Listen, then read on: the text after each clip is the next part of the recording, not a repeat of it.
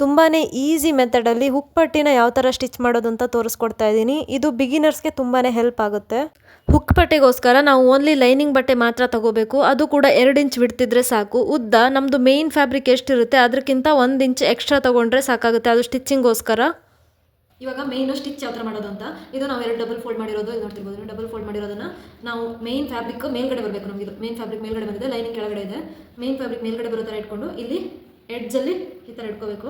Correct ಎರಡೂ same ಎಡ್ಜಲ್ಲಿ ಬರೋ ಥರ ಇಟ್ಕೊಂಡು ಒಂದು ಲೈನ ಸ್ಟಿಚ್ ಹಾಕೋಬೇಕು. ಮಾಡಿದ್ದೀನಿ. ನೆಕ್ಸ್ಟು ಇದನ್ನು ಈ ಥರ ಓಪನ್ ಮಾಡಿ ಇಲ್ಲಿ ಎಡ್ಜಲ್ಲಿ ಇಲ್ಲಿ ಸೈಡಲ್ಲಿ ಒಂದು ಸ್ಟಿಚ್ ಮಾಡ್ಕೋಬೇಕು. ಸ್ಟಿಚ್ ಹಾಕೊಂಡಾಗಿದೆ. ನೆಕ್ಸ್ಟು ಈ ಥರ ಉಲ್ಟಾ ಮಾಡಿ ಇದು ಕೆಳಗಡೆ ಏನು ಜಾಸ್ತಿ ಇರುತ್ತಲ್ಲ ನಾವು ಬಿಟ್ಟಿರೋಂಥದ್ದು ಅದನ್ನು ಈ ಥರ ಫೋಲ್ಡ್ ಮಾಡಿ, ಮೇಲ್ಗಡೆ ಸಹ ಏನು ಬಿಟ್ಟಿರ್ತೀವಿ ಅದನ್ನು ಈ ಥರ ಫೋಲ್ಡ್ ಮಾಡಿಕೊಂಡು ಜಸ್ಟ್ ಒಂದು ಈ ಕಡೆ ರಿವರ್ಸ್ ಫೋಲ್ಡ್ ಮಾಡಿ. ಯಾವ ಕಡೆ ಅಂದರೆ ಇವಾಗ ನೀವು ಲೈನಿಂಗ್ ಯಾವ ಕಡೆ ಇರುತ್ತೆ ಆ ಕಡೆ ಒಂದು ಫೋಲ್ಡ್ ಮಾಡ್ಕೊಳ್ಳಿ. ನೋಡ್ತಿರ್ಬೋದು ನೀವು ಈ ಕಡೆ ಫೋಲ್ಡ್ ಮಾಡಿಕೊಂಡು ಒಂದು ಸಿಂಗಲ್ ಲೈನ್ನ ಸ್ಟಿಚ್ ಹಾಕೋಬೇಕು. ನೋಡ್ತಿರ್ಬೋದು ನೀವು ಎಷ್ಟು ಕ್ಲಿಯರಾಗಿ ಬಂದಿದೆ ಅಂತ. ಇದು ಈಸಿ ಮೆಥಡ್ ಕೂಡ ಹೌದು. ತುಂಬಾ ಈಸಿ ಮೆಥಡಲ್ಲಿ ಕ್ಲಿಯರಾಗಿ ಹೇಗೆ ಮಾಡ್ಬೋದು ಅಂತ ಹೇಳ್ಕೊಟ್ಟಿದ್ದೀನಿ. ನೀವು ಟ್ರೈ ಮಾಡಿ ಒಂದ್ಸಲ.